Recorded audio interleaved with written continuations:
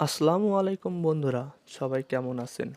আজ নতুন একটি ভিডিও নিয়ে আপনাদের মাঝে হাজির হলাম। বগুড়া ক্ষুদ্র ও কুটির শিল্প মেলা। গত বছর এই মেলার নাম ছিল তাঁত বস্ত্র ও কুটির শিল্প মেলা। নামের পরিবর্তনের সাথে সাথে মেলার কিছু পরিবর্তন লক্ষ্য করা যায়। মেলায় এবার নতুন রূপে লাইটিং সাজানো হয়েছে। এই মেলায় প্রবেশ ফি মাত্র 20 টাকা। এই মেলায় পরিবার পরিজন নিয়ে আসতে পারবেন। তবে দিনের পরিবর্তে বিকাল বা সন্ধ্যা পর আসলে মেলার আসল সৌন্দর্য উপভোগ করতে পারবেন। এই মেলায় পাওয়া যায় ঘর সাজানোর নানা ধরনের জিনিস, ছোট বাচ্চাদের নৌকা, ট্রেন, নাগরদোলা, জাম্পিং ইত্যাদি, মেয়েদের কসমেটিক।